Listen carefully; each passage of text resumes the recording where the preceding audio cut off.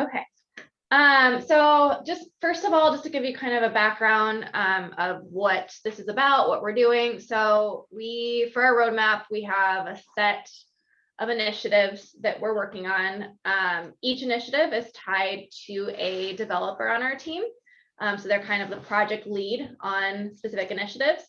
So for the custom about me is kind of what we're calling it. Levi, who's right here, is Hi, a Levi. developer that's on that project. We also have Phil, who you know, in the room.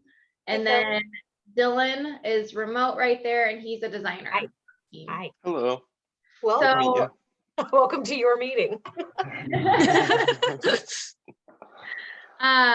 So for this specific initiative, it's really how it started is we have the biography and life loop, and we have likes. A lot of people have that life history or that intake form that has a set amount of questions that they like to get answered. And then what do they do with it? They could freeform put it into the biography, but there's not like headers or separation in there. They could attach it as an attachment, but is that really useful? So trying to solve kind of that problem is what this kind of initiative is about. And we're meeting with a handful of different customers this week, so we can get kind of all different perspectives from SNF to senior living to, kind of what works for everyone.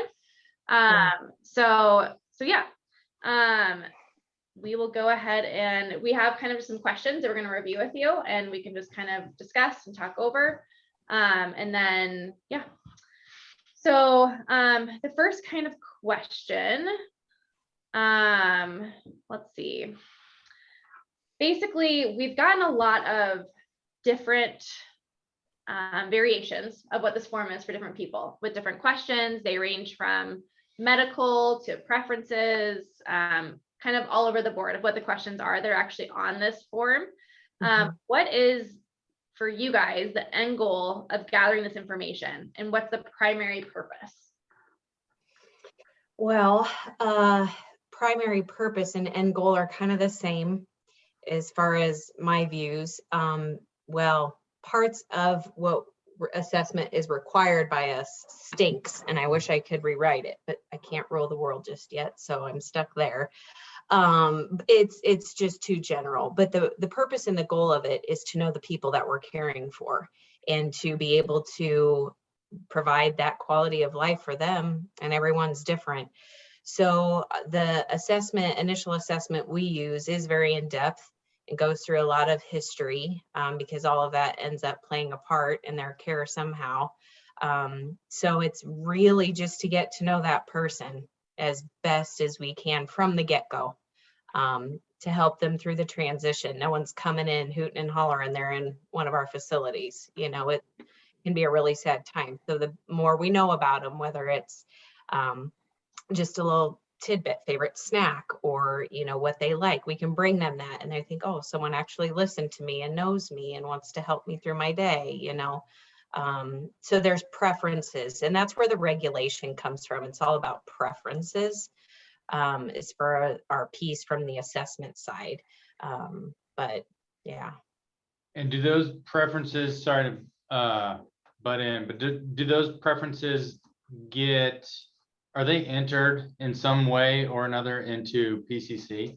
Yeah, so that part of the assessment is called the MDS Section F, Customary Routine and Activity Preferences. There's 16 questions. The first 8 don't even have anything to do with life enrichment, but they're considered preferences. So we're the gatekeepers. We have to ask them. So those questions are, how important is it for you to? And then you finish the question, and then the residents have to respond by either saying it's very important, somewhat important, not very important, not important at all, or it's important but they can't do or don't have the choice.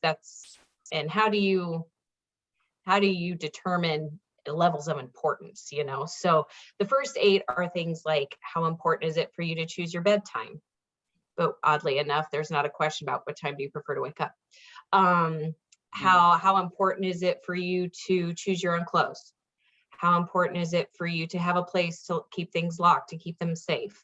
So again, the first 8 are just more, have to do a lot with social services, some nursing, and dietary. And then the bottom 8 is really life enrichment. How important is it for you to listen to music you like? How's it important to be outside in nice weather, engage in your favorite activities? But then they don't have any follow-up question to that. So it's just, so it's very important, then you don't know. Anyway, sorry, I digress. No, that's good. No, but What do you guys do with those? The MDS section F? so that is the part of the MDS that we put in. So we have to answer those questions basically, and then that's put into PCC. But what for us, and I know that not all facilities do this, I created our own initial assessment that has many questions, and those MDS questions are built into it with follow-up questions. So like it says, how important is it to you to engage in your favorite activities? Well, they have to say very important, somewhat important, whatever. And then I have follow-up questions that I attach to that. Well, what is it? What are your favorite things, and what areas does that fall under? So I have built in supplemental questions. But once that entire assessment is complete, we then pull over just the MDS questions into the MDS section of PCC. And then that's what gets submitted for reimbursement and whatnot. Yeah, and then does that develop their care plan? Do you guys use that for billing necessarily, like how it develops their official care plan that they sign off on sometimes? Yeah, we It's like their write level of our own care. care plans. That's not like Okay. automated. Okay. So just as in the way to do things correctly and best practice, they should be using what they learn in the assessments to then create a very personalized care plan for that resident to indicate what this person wants, prefers, and how we're going to provide for them. And they do that short. I was going to say short-term rehab and long-term care. Yep.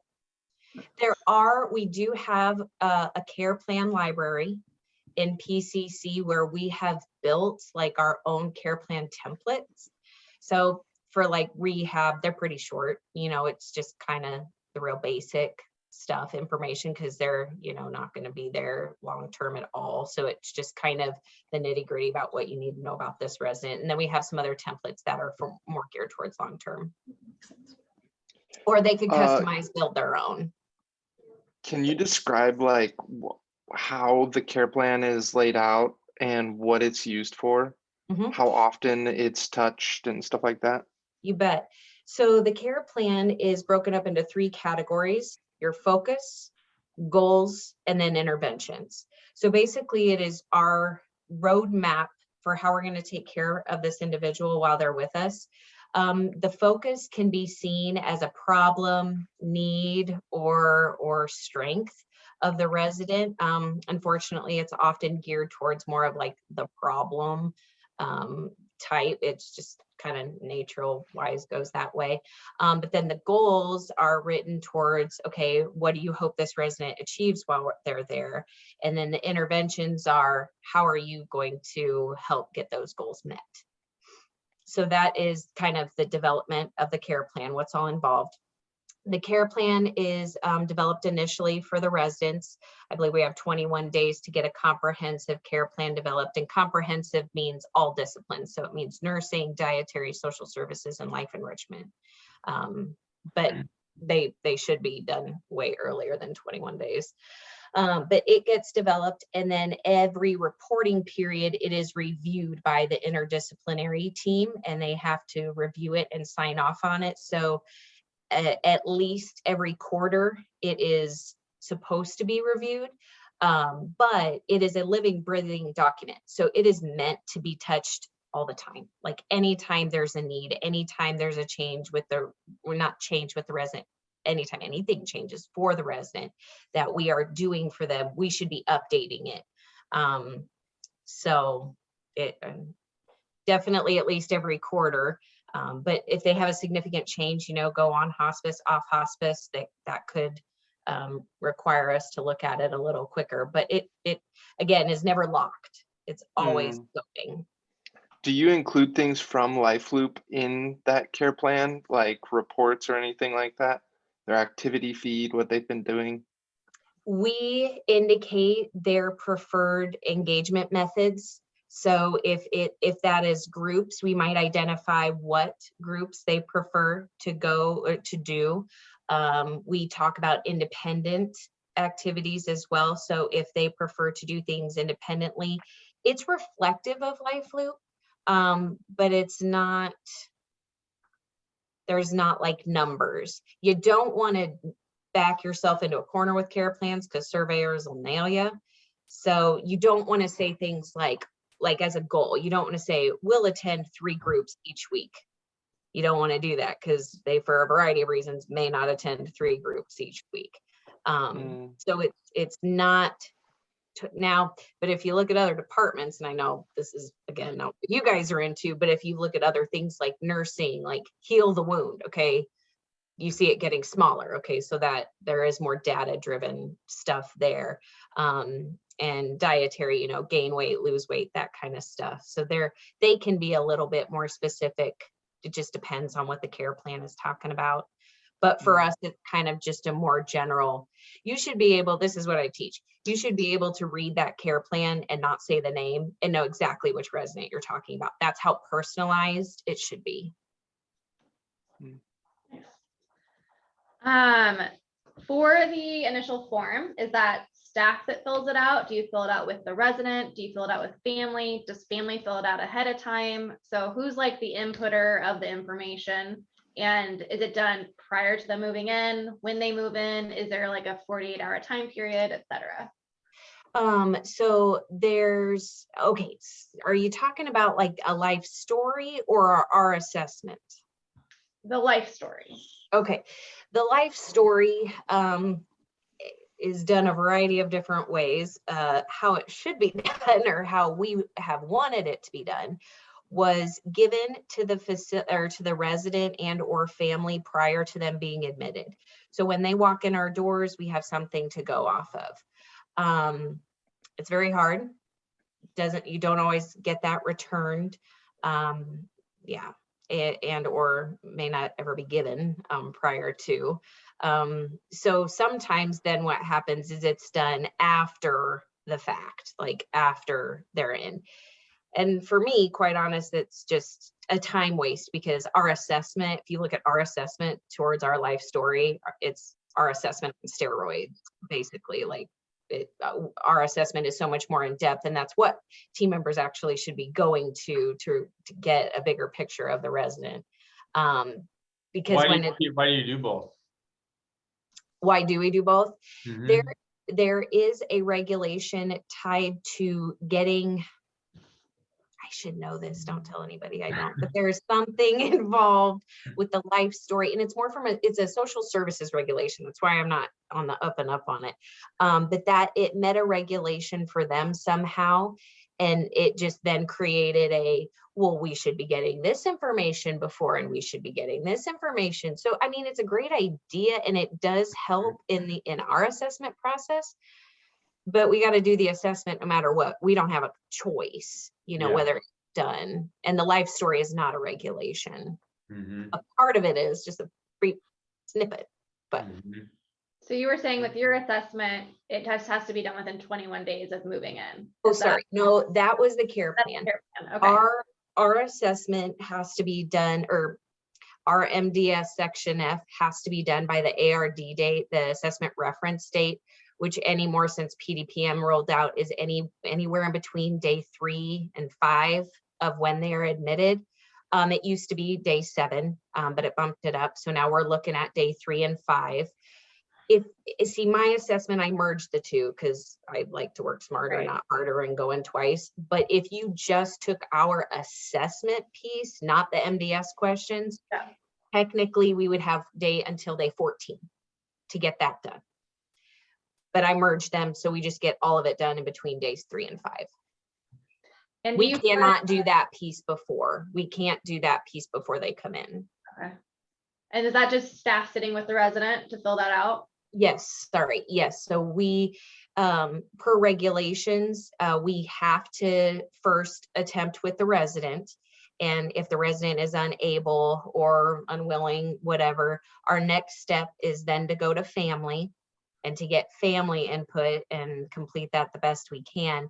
And then the last way is a staff assessment where we answer the questions based on any information we know. And on an initial assessment, that's really hard.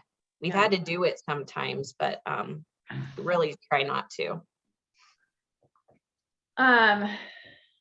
With the assessment, obviously, so you've combined the two with kind of the life enrichment stuff that you need and the MDS.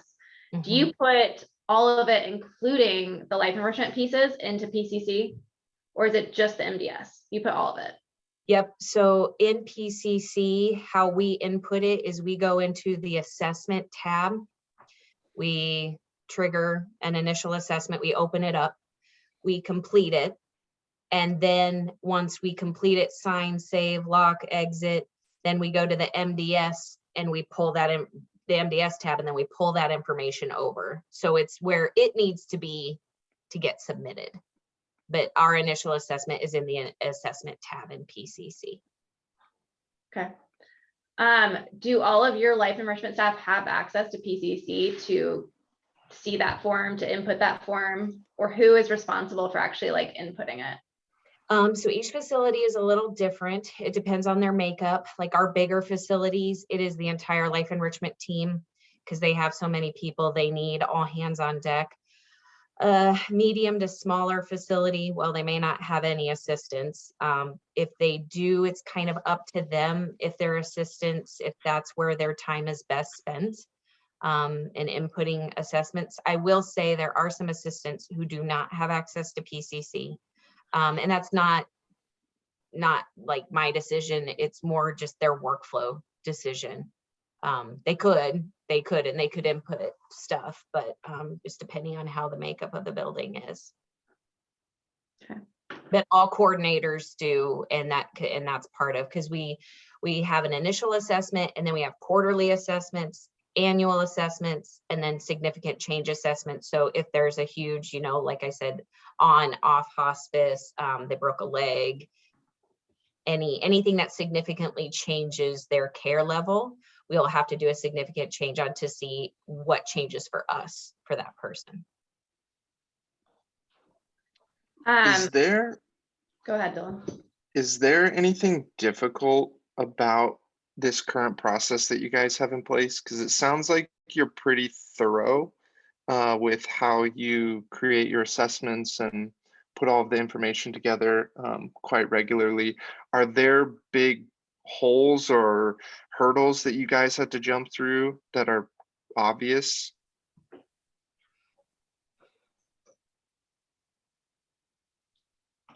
In what way? Like it's so we're just trying to figure out how to make your life better. And thank you. Yeah, Courtney, we're just yeah, go ahead, Brittany. do you feel like, I mean, sometimes the resident, they've been going through the hospital, or they're like overloaded, and I feel like sometimes they're either annoyed with those questions, or families, sometimes it's like pulling teeth to get anything, especially the life story. It's like, please, can you just tell me one thing? So like, do you experience those? And then your social work team maybe like sees it once or is like pretty familiar, but those details, at least for me, it was really easy to forget, especially when you have 30 residents, and you maybe should know that their biggest hobby was gardening or something, but you forget that, and it's kind of never known the whole time you care for them. Maybe things like that. Well, oh boy, how long you guys got?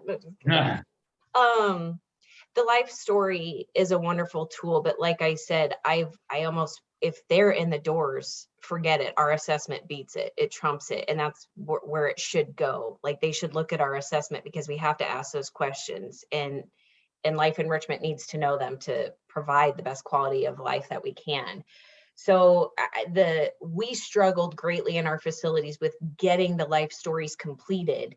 So some facilities rock it and are still rocking it. In other facilities, it's non-existent. Like it's not even there. So it's not even like, I can't even rely on it, truthfully, for some facilities. It's just not. And it's after the fact. So I'm like, you guys are wasting your time, because look at the life enrichment assessment and there you go, But that is, I guess, a hurdle on, and you know, like when and how they were getting the life story done accurately. And another hurdle would just simply be people aren't going to the life enrichment assessment like they should to get that information. The timing is an issue, which unfortunately we can't do anything about because we cannot do it before they come. We have to do it by day 3 or 5. And you're right, they're asked these questions a lot. We've tried to simplify that a little bit to not be double dipping, but because of some of the forms, we just can't. Like, it's just, we don't have a choice in that part either. Do you think the reason why people don't go to the assessment is because it lives in PCC and that's hard to get to, or just not a part of everybody's day, or what do you? That's a really great, I think it depends on who. PPC is where we all chart and document. So really for like the interdisciplinary team and a lot, I mean, that's where it is. I just don't think they think to go there. Now, when you're talking about CNAs and even life enrichment teams, that you're absolutely right there. They have pieces of PCC, but they don't have that area. Our assistants don't have that area. They can't see the care plans, you know, so I'm constantly teaching the coordinators, you must be communicating your care plans to your team somehow, because they don't have access to PCC, so they can't see it. They don't know what's on that care plan.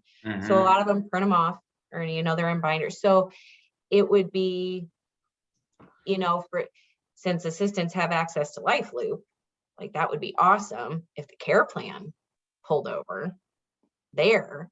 But that's where and that's where a lot of our drive is these care plans, you know, because that's where it should be dictating what we invite them, or what they say they want to be invited to, and extra things that we do for them, because that's our roadmap. But there is that huge disconnect.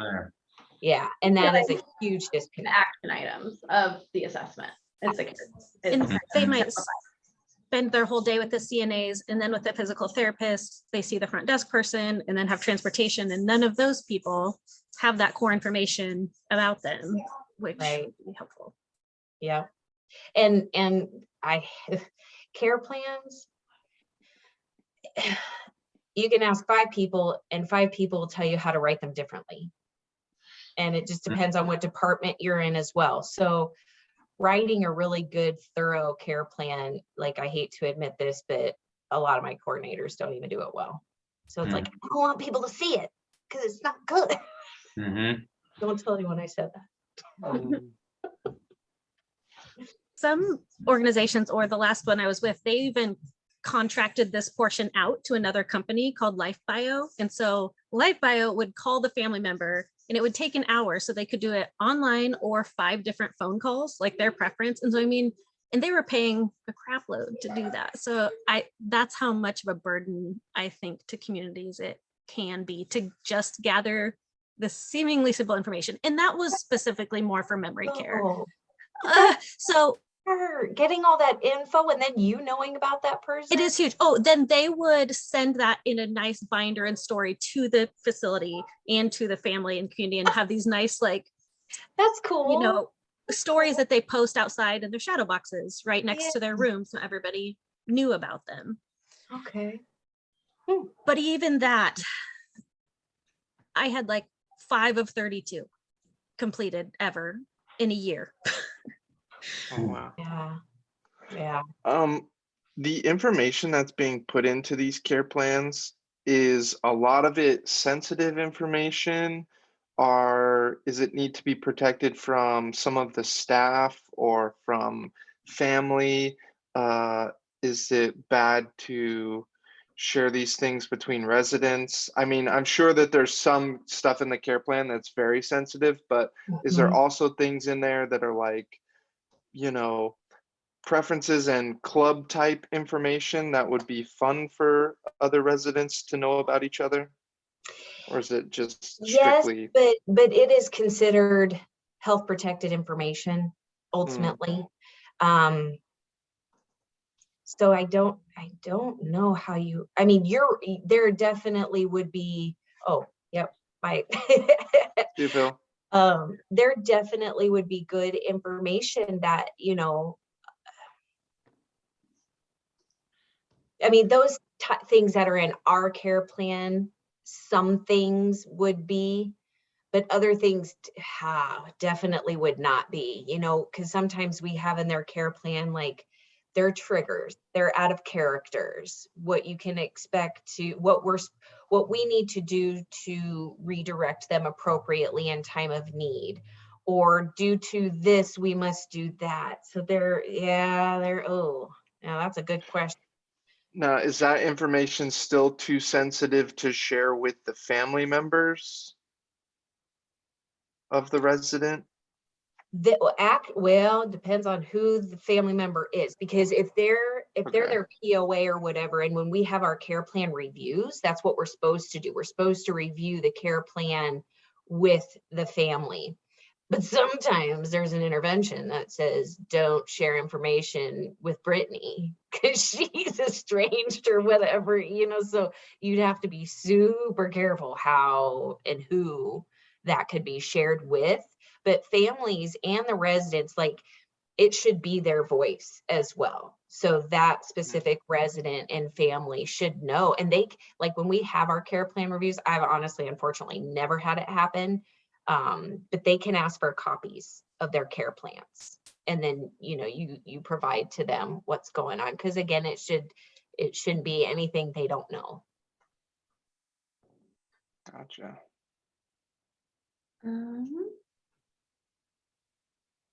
I don't think I covered everything that I had. Dylan, do you have anything else you want to ask?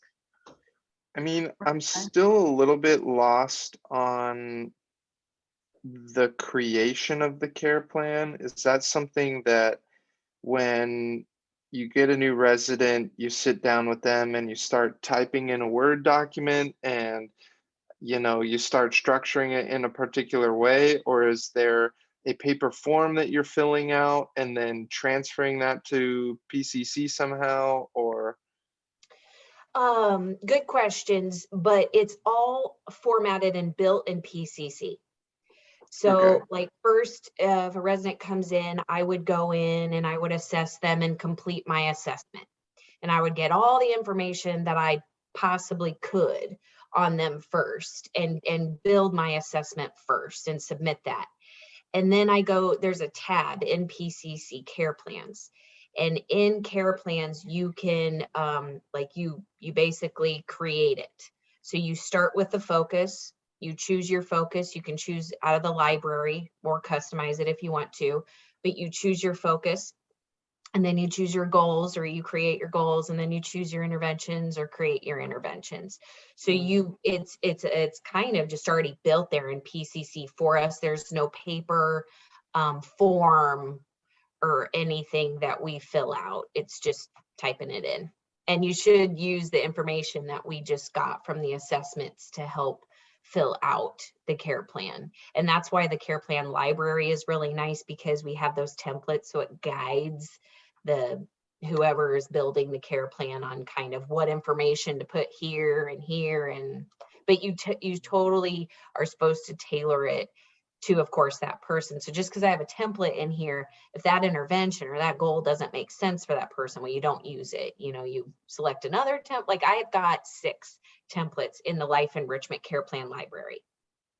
That just, that's not even enough, but it's if I wanted to have an example for every type of resident, I mean, shoot, it'd be hundreds of pages long, you know? So you just kind of take the one that might work the best and completely tailor it. Like you can customize your own goals, focuses, interventions, or use what's in the library. A lot of times they do both, because not everything's in the library. Like preferred name, that's not in the library. But if they go by a preferred name in our interventions, we should put preferred name is Bob or whatever. And then on your admission paperwork, Courtney, then is there a different section that has like social history that they fill out or family fills out? Oh yeah. Yeah. Like in that initial, you mean like when they're just admitted? Yeah, exactly. Yeah.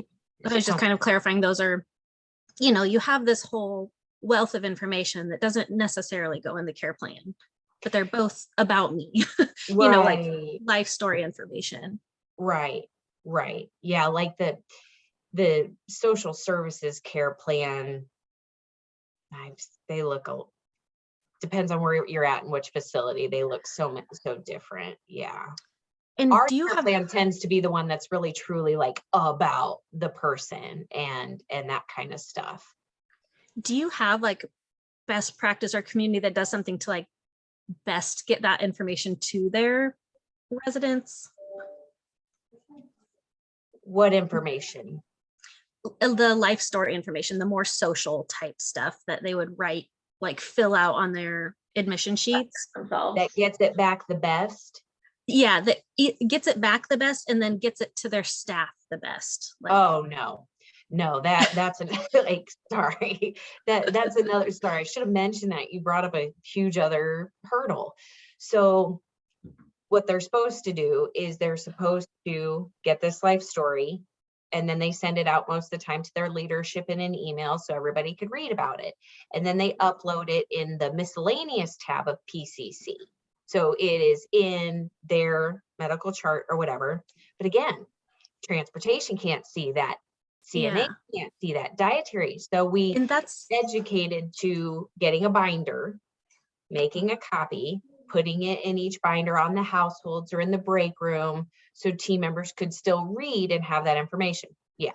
Half the time it's not even done. The other half, no one even reads it. Half the time because you that's have, like the golden information, but there's no easy Nope. way to. And I think senior care went through a whole trend of those like shadow boxes outside rooms, but I think really people have gone away from that because they're really just too hard to upkeep. I mean, people just don't have time for all that extra stuff, right? And even if families are supposed to, whatever. So you see maybe more digital signage outside somebody's room that maybe has their own personal pictures or something, and then they could put story information there, but Mhm, mhm. I know you mentioned care plans are very different or varying between levels of care, short-term versus long-term, et cetera. Are the assessments as well, or is it a standard assessment and standard life story for all? For us, Usually. it's standard. But Except standard. for AL, IL, of course. There's no regulation for assessments with AL, IL. So we created our own like learning about you, type of a thing. And it's not required, but of course it's going to help that coordinator and that team know them even better.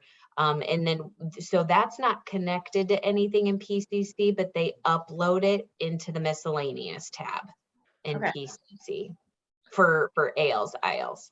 For that one, same kind of question around like who fills that one out? Usually is it staff sitting with the resident? Can that one be filled out ahead of them moving in, or does that have to be done after? Do you know? It definitely could, but they don't. I mean, I try to get them to use it as a way of let's get to know each other. I'm Yeah. the life enrichment coordinator here, to build that relationship and rapport. So oftentimes it's just done with a life enrichment coordinator. Not many ALs, ILs have assistants, some do, so it might be done with them as well.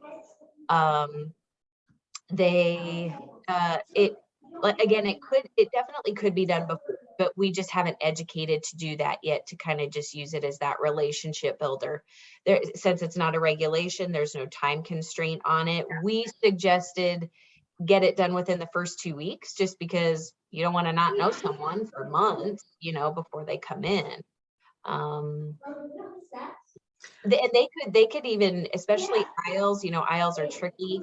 You don't need to know any of this information about me. So they could definitely opt to fill it out themselves and then turn it in some other time. Just it depends on that person and the coordinator, really. I think some are really detailed, can be like 20 questions. And I think families are really overwhelmed. Like if somebody told me to write a life story for my mom right now, I'd be like, I don't have like the mental energy for that, And so a lot of times I think it's just pushed to the side. Whereas sometimes like in the day program, it was very different, you know, there can be there a short time or whatever, but I think I got the most information back when I just had a blank section that said list 3 to 5 significant life events. And I think I got to know the residents way better than, you know, like what clubs were they in? What are their hobbies? Circle, here's Mhm, 20 hobbies, circle what they did, you know, it still really mhm. just doesn't tell much. But then with those significant life events, it's like, oh, like adopted a child, like got, you know, you get Right, got married here. It's like all this stuff. It's like, yeah, that's what I wanted to know. So right, right. it's kind of interesting. That's a Mhm, cool question. it is. I have two more questions for you, Courtney. The first one is there any way that we could see or hold on to the PCC templates that you use for these care plans? Is that possible? I will have to check. I will share anything with you I can, but when we Okay, know those rules, how it's proprietary and not, I don't know if this would fall into that category, but I will definitely ask, and I don't know if I can't give them to you, I'll share with you what. But okay, okay, so cool. what all do you need? The care plans and what?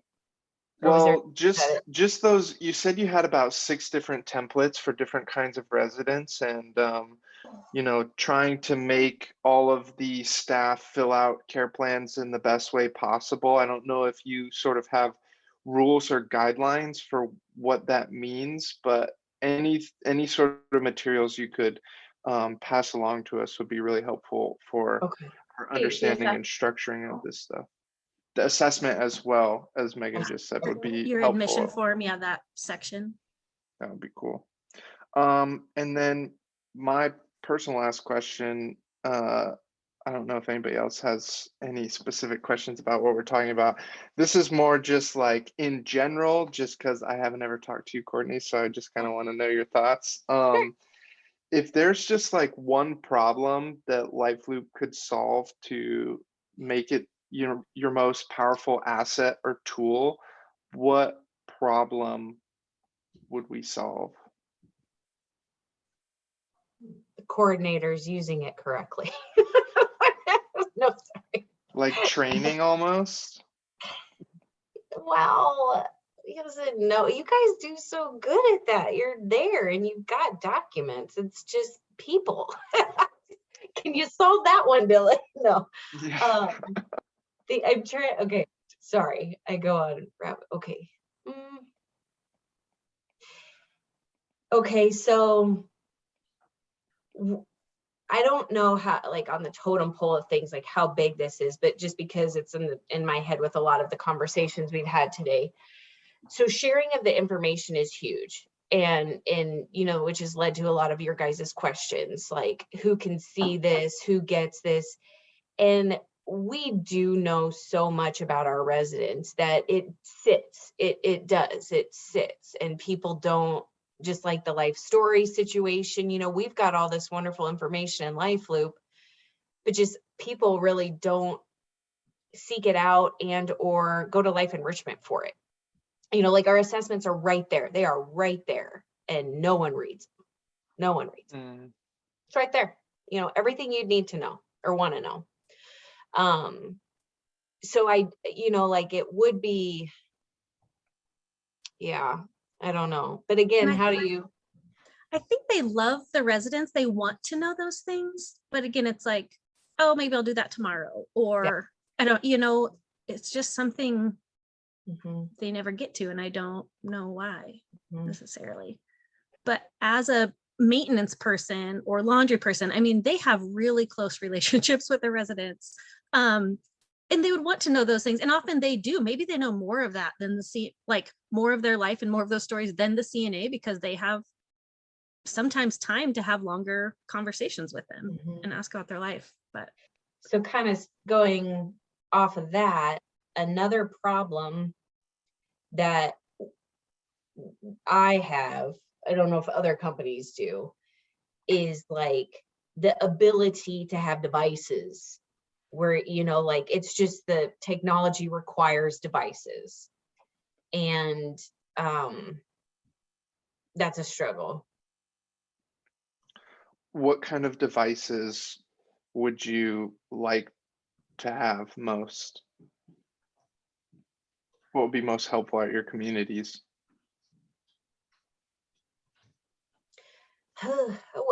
Like, Are you trying to give everybody laptops? Are you trying to give everybody tablets? Would you want tablets like connected to the walls near every doorway, or everyone needs a cell phone, or Apple Watches, or yeah, okay, I guess I'm not futuristic thinking enough to know that question. Mm. The problem where it is like, when we're talking about transportation and housekeepers and dietary or whatever, like some of them just won't even touch technology. So if that's where everything's housed, well, they're not going to put it in, they're not going to read it, I mean, and that's just the hard part. Things are so easy, like Life Loop is easy, but it just becomes problematic with where their level of comfortability with technology.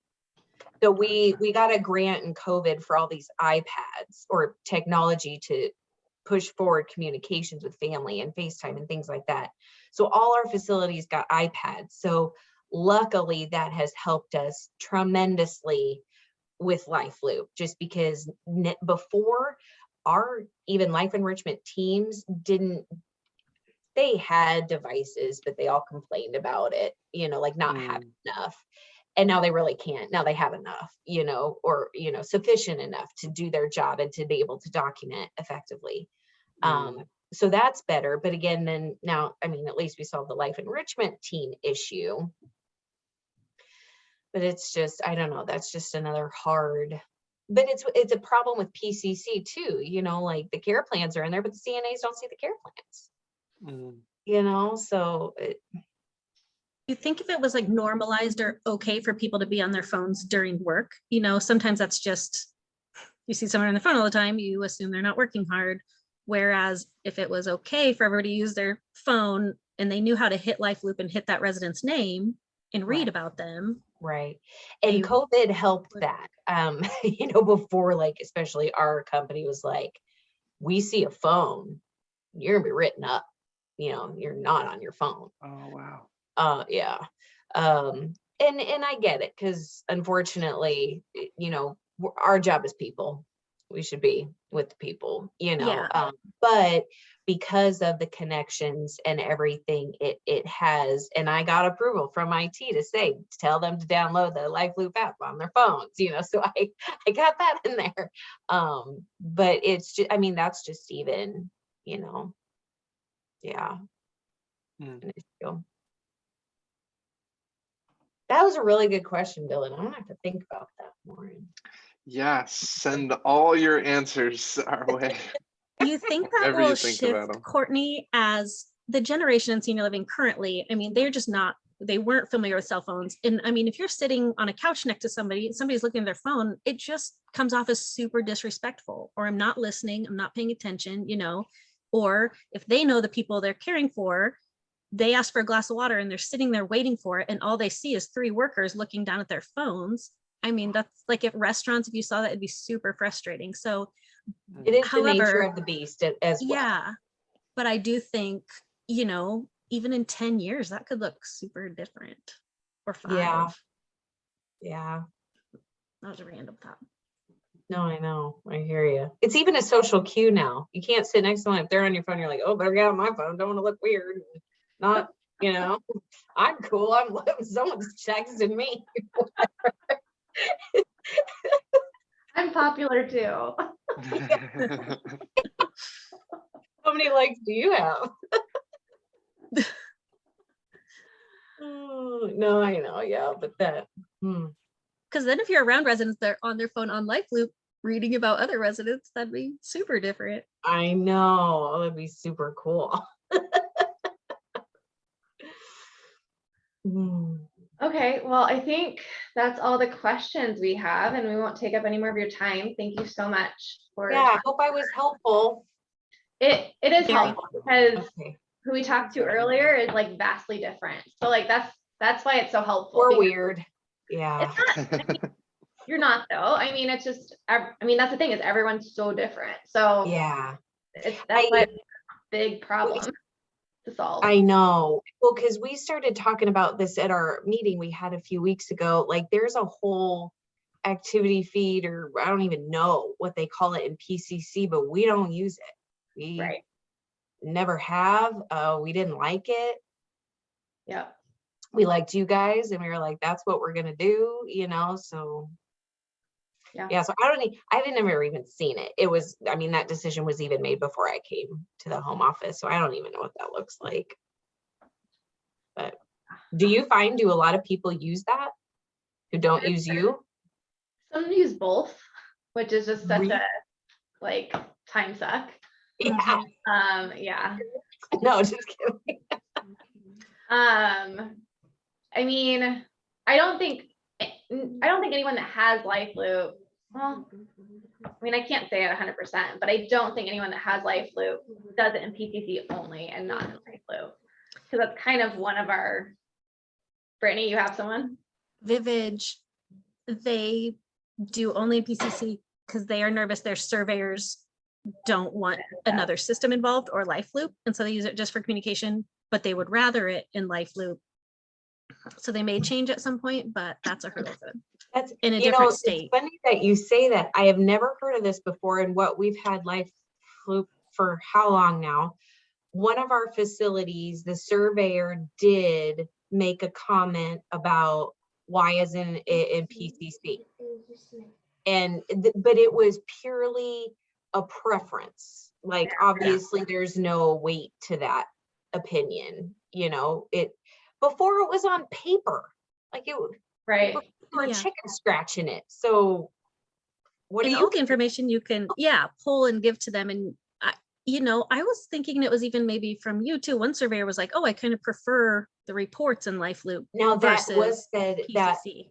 that was said to us when we showed them our reports and our participation. They were like, oh, we've heard definitely more good things about it and interest and what's this than more negative. That was or not, I don't even want to call it negative. It was just their opinion that they were confused and like, why is it in PCC?